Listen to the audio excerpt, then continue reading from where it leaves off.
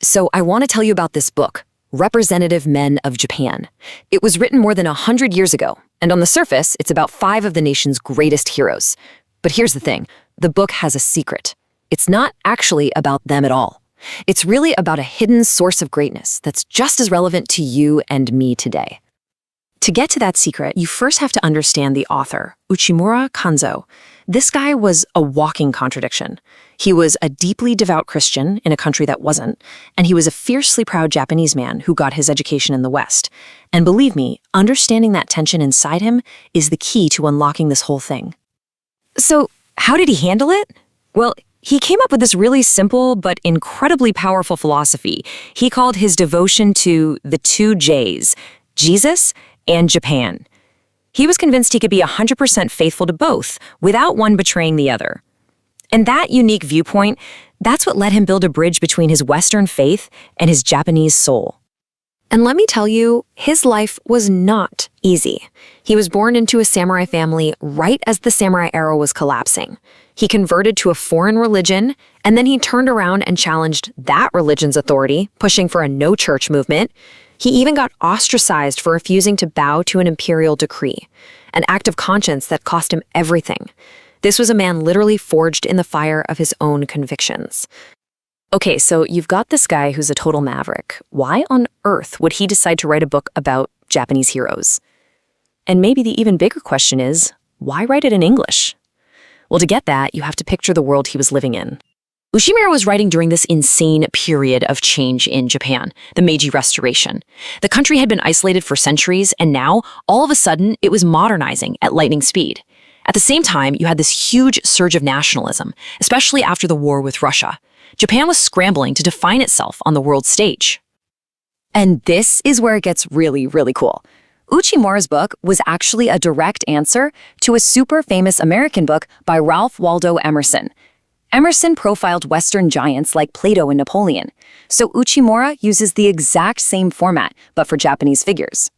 It was a bold move. He was basically saying, you think you have the only model for greatness? Think again. We have our own, and it runs just as deep. And get this quote from Uchimura just says it all. An American classmate of his was absolutely floored that a Japanese person could be writing his own thoughts. He just assumed Uchimura must be translating some Western ideas.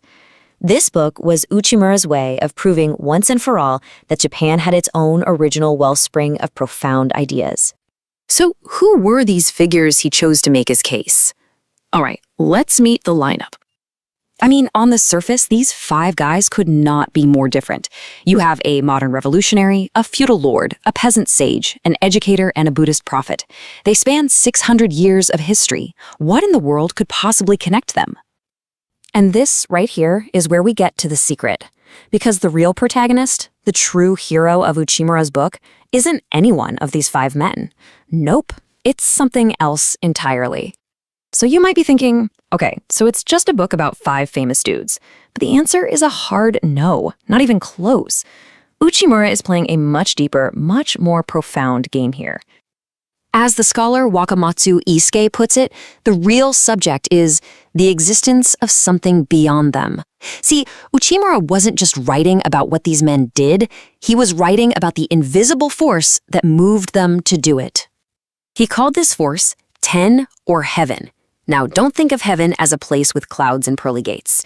For Uchimura, heaven is a guiding power, a kind of cosmic will. It's the source of a person's mission in life, the power that works through you when you can get your own ego out of the way. That is the real hero of this book. And once you see it everywhere in their stories. Saigo Takamori was always trying to listen to the still, small voice of heaven. Uesugi Yozan believed his people were a sacred trust given to him by heaven.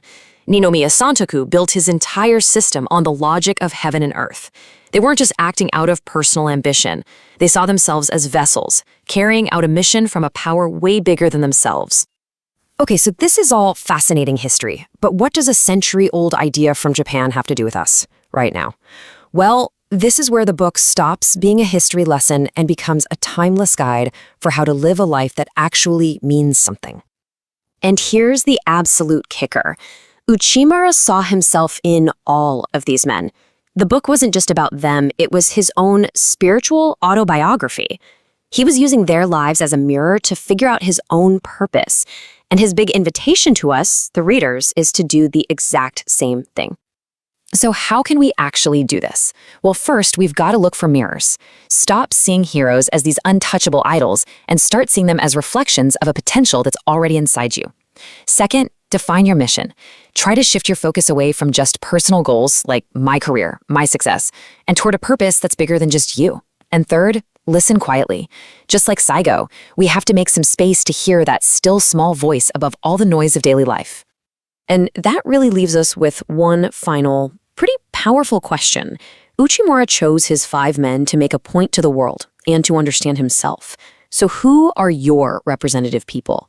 Who are the people that act as a mirror for you? And what great purpose, what heaven is trying to work its way through you?